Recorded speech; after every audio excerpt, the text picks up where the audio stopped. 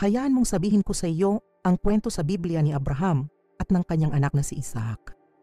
Ang kwentong ito ay tungkol sa isang ama na hinilingan ng Diyos na isakripisyo ang kanyang sariling anak. Isa itong makapangyarihang kwento tungkol sa pagtitiwala at pagsunod sa pinaniniwalaan mo.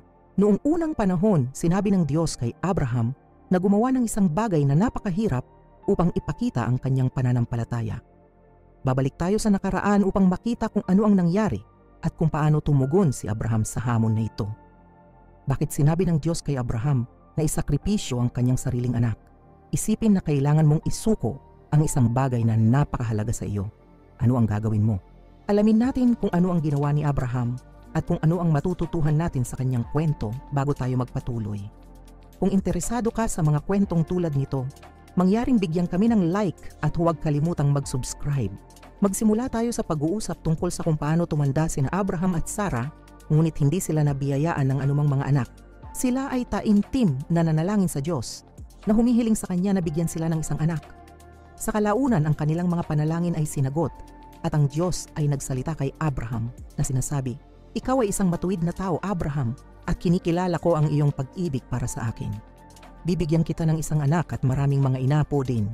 Gaya ng ipinangako ng Diyos, sina Abraham at Sarah ay biniyayaan ng isang magandang sanggol na lalaki na pinupuno ang kanilang mga puso ng napakalaking kagalakan. Pinangalanan nila ang sanggol na Isaac. "O Panginoon, wala akong mga salita upang ipahayag ang aking pasasalamat sa iyo para sa mahalagang regalong ibinigay mo sa amin." Nanalangin si Abraham nang may pasasalamat sa kanyang puso.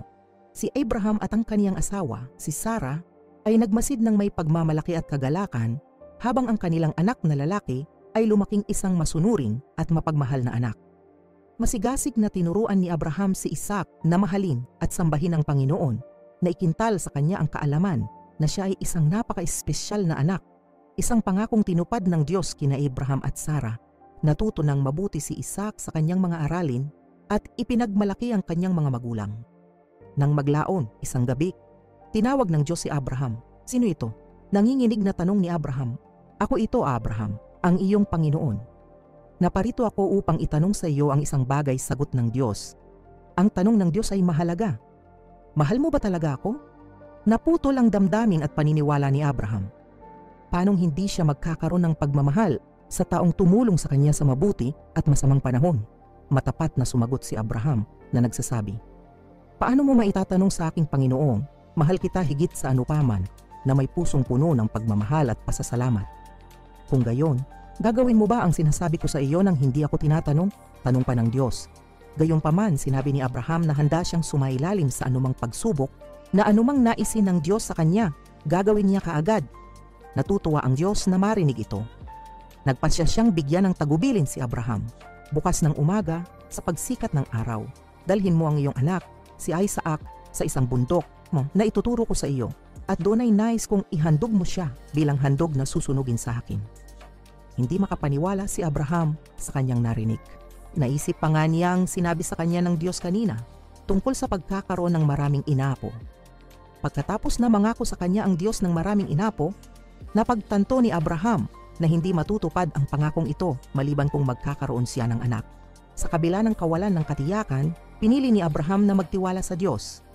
Gayunpaman, ang pag-iisip na isakripisyo ang sarili niyang anak ay nagpabigat sa kanyang puso at hindi niya mawari kung paano niya magagawa ang gayong gawain. Habang naliligaw sa malalim na pag-iisip, tinanong ng Diyos si Abraham, "Ito ba ay napakahirap para sa iyo? Ang pagmamahal mo ba sa iyong anak ay higit pa sa paggawa ng hinihiling ko sa iyo?" Hindi sinabi ni Abraham ang kanyang mga alalahanin. Sinabi niya, si Isaac ay isang espesyal na regalo mula sa Diyos at kung gusto siya ng Diyos na bumalik, ibabalik niya ito. Sinabi kay Abraham na sa umaga, siya ay gagabayan kung saan siya maghahain na nasa lupain ng Maria na naghahanda sa kanya para sa gawaing hinaharap. Kinaumagahan, tinipon ni Abraham ang kanyang dalawang tagapaglingkod at inutusan silang maghanda para sa paglalakbay sa pamamagitan ng paglalagay ng silya at pagkarga sa asno ng kahoy. Pagkatapos, tinawag niya ang kanyang anak na si Isaac at ibinahagi sa kanya ang layunin ng kanilang paglalakbay. "Anak ko, gusto ng Diyos na maghandog tayo ng sinusunog at dapat kang sumama sa akin." Si Isaac, na hindi alam ang plano, ay nagtanong sa kanyang ama tungkol sa lokasyon. Saan tayo pupunta? Ama, kailangan nating puntahan si Maraya, anak, sagot ni Abraham. Ipinaliwanag niya na hindi niya alam ang eksaktong lugar, ngunit nagtitiwala na ituturo sa kanila ng Diyos ang daan. Kaya si Abraham, kasama ang kanyang anak at 2 alipin, ay nagsimulang maglakbay patungo sa lugar kung saan inutusan siya ng Diyos na ialay ang kanyang anak bilang hain. Kahit na ang pag-iisip na isakripisyo ang kanyang pinakamamahal na anak ay mabigat sa kanyang puso, itinago niya ang kanyang damdamin kay Isaac. Sila ay naglakbay ng 2 buong araw, umaasa sa pagkain na kanilang dinala at nagpapahinga sa daan. Sa wakas, sa 3 araw, nakita ni Abraham ang bundok sa malayo, ang mismong lugar kung saan inutusan siya ng Diyos na maghain. Sa kanilang pagdating, inutusan ni Abraham ang kanyang mga lingkod na maghintay kasama ang asno habang sila ni Isaac ay nagpatuloy pa. Isaac, dalhin mo ang kahoy at ako ang magdadala ng kutsilyo at uling. Masyadong mainit ang uling para dalhin mo, utos ni Abraham, na naghahanda para sa mataimtim na gawain sa hinaharap. Habang umaakyat sila sa bundok, nalilitong tumingin si Isaac sa kanyang ama. Ama, oo, mahal kong anak, tumugon si Abraham. Sinabi mo na hiniling sa iyo ng Diyos na maghandog ng sinunog, sabi ni Isaac, nalilito. Ngunit kahoy lang ang mayroon tayo. Nasaan ang hayop na dapat nating ialay? Nag-alinlangan si Abraham, hindi sigurado kung paano sasagutin ang tanong ng kanyang anak. Sa wakas, tumingin siya sa malayo at sumagot, sabihin mo, Ama, nasaan ang hayop? Anak, si Abraham ay nagsimula. Ang kanyang tinik ay puno ng pananampalataya. Ako ay lubos na nagtitiwala sa Panginoon. Siya ang maglalaan ng hayop para sa paghahain.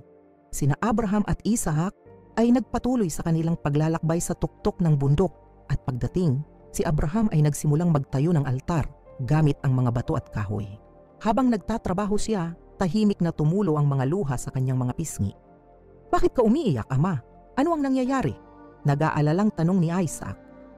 Nagmamadaling pinunasan ni Abraham ang kanyang mga luha at gumawa ng malungkot na ngiti para sa kanyang pinakamamahal na anak. Walang anuman, anak, wala. Sa kabila ng kanyang hindi natitinag na pananalig sa Diyos, hindi matitinag ni Abraham ang lungkot sa kanyang puso sa pag-iisip na ialay ang kanyang minamahal na anak.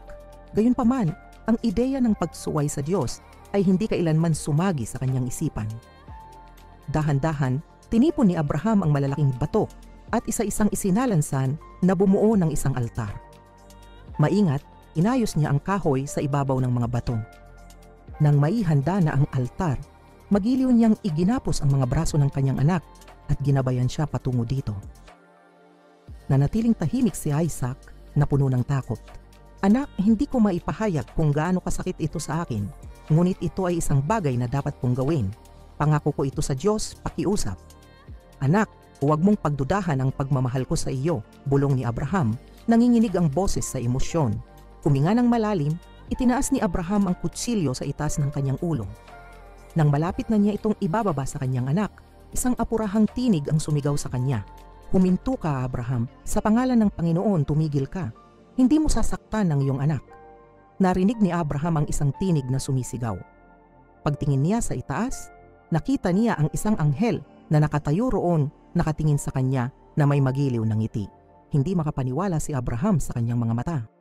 Na may malalim na buntong hininga, lumuhod siya, nakaunat ang mga braso. Purihin ang aking Panginoon, ang Panginoon. Bibigyan ka ng Panginoon ng mga inapo, na kasing dami ng mga bituin sa langit at mga butil ng buhangin sa mga dalampasigan. Tunay na pinagpala ka ng Panginoon. Ipinahayag ng anghel ang kaluwalhatian sa iyo. O Diyos, ako ay lubos na nagpapasalamat, bulalas ni Abraham. Bumangon ng pasasalamat, nilapitan ni Abraham ang kanyang anak at marahang kinalas. Alam mo na mahal kita, ngunit kailangan kong sundin ang utos ng aking Panginoon. Naiintindihan ko, Ama, at hindi ako kailanman nag-alinlangan sa iyong pagmamahal sa akin, tiniyak ni Isaac. Biglang nakarinig si Abraham ng kaluskos sa malapit. Pagtingin niya sa paligid, nakita niya ang isang lalaking tupa na nahuli ng mga sungay nito sa isang palumpong.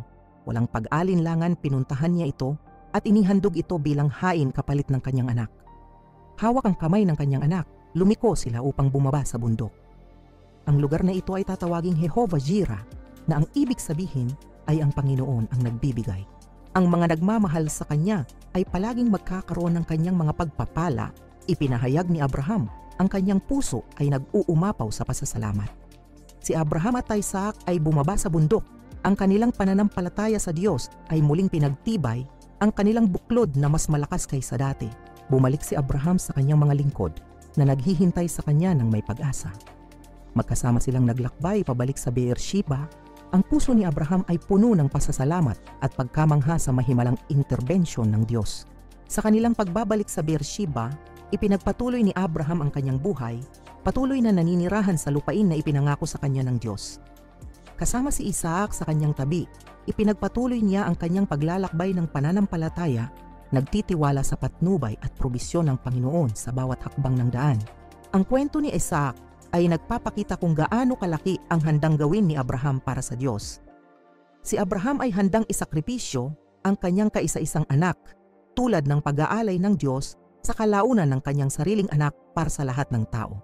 Si Abraham ay lubos na nagtiwala sa Diyos na naniniwalang ibibigay ng Diyos ang kailangan para sa paghahain. At sa katunayan, ang Diyos ay naglaan ng isang tupa sa halip na si Isaac. Pagkatapos ng malaking pagsubok sa bundok, kung saan halos isakripisyo ni Abraham ang kanyang anak na si Isaac, ang mga bagay ay bumalik sa normal. Ngunit sa lalong madaling panahon, nagkaroon ng kalungkutan. Si Sarah, ang asawa ni Abraham at ang ina ni Isaac, ay pumanaw noong siya ay 120 taong gulang. Si Abraham ay labis na nalungkot at bumili ng isang kapirasong lupa na may kuweba sa loob mula sa isang lalaking nagngangalang Ephron. Ang lugar na ito, na tinatawag na Yungib ni Mike Pila, ay kung saan niya inilibing si Sarah at ito ang naging libingan ng pamilya sa mga henerasyon. Tulad ng pag-aalay ng Diyos sa kalaunan ng kanyang sariling anak para sa lahat ng tao. Si Abraham ay lubos na nagtiwala sa Diyos na naniniwalang ibibigay ng Diyos ang kailangan para sa paghahain. At sa katunayan, ang Diyos ay naglaan ng isang tupa sa halip na si Isaac pagkatapos ng malaking pagsubok sa bundok kung saan muntik ng isakripisyo ni Abraham ang kanyang anak na si Isaac, bumalik sa normal ang mga bagay. Ngunit hindi nagtagal, nagkaroon ng kalungkutan. Si Sarah, ang asawa ni Abraham at ang ina ni Isaac, ay pumanaw noong siya ay 120 taong gulang. Si Abraham ay labis na nalungkot at bumili ng isang kapirasong lupa na may kuweba sa loob mula sa isang lalaking nagngangalang Ephron. Ang lugar na ito, na tinatawag na Yungib ni Mike Pila, ay kung saan niya inilibing si Sarah at ito ang naging libingan ng pamilya sa mga henerasyon. Sa pag-iisip tungkol sa hinaharap, gusto ni Abraham na tiyakin na ang kanyang anak na si Isaac ay magkakaroon ng mabuting asawa. Kaya pinabalik niya ang kanyang pinagkakatiwalaang lingkod sa dati niyang tahanan upang humanap ng asawa mula sa sarili niyang pamilya. Bumalik ang alipin kasama si Rebecca na pinakasalan si Isaac.